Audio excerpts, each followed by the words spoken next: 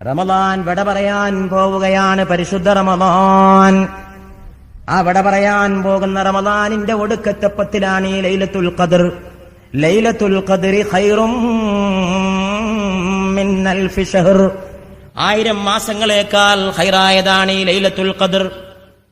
1000 മാസങ്ങളേക്കാൾ ഖൈറായതാണ്.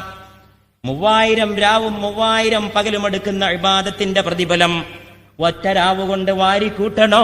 ഈ രാവിൽ ഇബാദത്ത് ചെയ്യുക, ഈ രാവിൽ ഇബാദത്ത് ചെയ്യുക. 80 കൊല്ലം ഒരു മനുഷ്യന്റെ ആയുസ് ഒരു പക്ഷേ 80 കൊല്ലം ഉണ്ടാകാൻ പ്രയാസമാണ്. ഇന്ത്യൻ ആവറേജ് ഏജ് 60 വയസ്സാണ് ഒരു ഇന്ത്യക്കാരന്റെ ശരാശരി ആയുസ്. പക്ഷേ 80 കൊല്ലത്തെ ഇബാദത്തെടുത്ത പ്രതിഫലം ഒറ്റ രാവ് കൊണ്ട് ലഭിക്കണമോ? ഈ പരിശുദ്ധമായ രാവ് കൊണ്ട് നേടുക. ലൈലത്തുൽ ഖദ്രി ഖൈറും മിൻ അൽഫി ശഹർ. 1000 മാസങ്ങളേക്കാൾ ഖൈറായതാണ് ഈ ലൈലത്തുൽ ഖദ്ർ. അത് വളരെയേറെ പുണ്യമായ രാവാണ്, പവിത്രമായ രാവാണ്, അള്ളാഹുവിന്റെ അനുഗ്രഹങ്ങൾ ചൊരിഞ്ഞു വരുന്ന രാവാണ്. പക്ഷേ ലൈലത്തുൽ ഖദ്ർ വരുമ്പോൾ സന്തോഷം നമ്മുടെ മനസ്സിൽ ഉണ്ടാകുന്നു. എന്നാണ് ഈ ലൈലത്തുൽ ഖദ്ർ? എന്താണ് ഈ ലൈലത്തുൽ ഖദ്ർ? ലൈലത്തുൽ ഖദ്രി ഖൈറും മിൻ അൽഫി ശഹർ. ഇന്നാ അൻസൽനാഹു ഫീ ലൈലത്തിൽ ഖദ്ർ.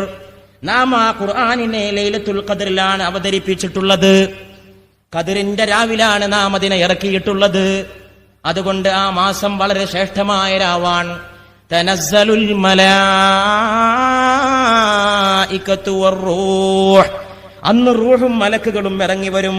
റൂഹ് എന്ന് പറഞ്ഞാൽ മറ്റാരുമല്ല, ആമിന ബീവിയുടെ മുത്തുമോന്റെ നെറ്റിത്തടത്തിൽ വിയർപ്പ് തുള്ളികൾ സൃഷ്ടിച്ച റൂഹുൽ അമീനെ മലക്ക് ജിബ്രീൽ അലൈഹിസ്സലാം.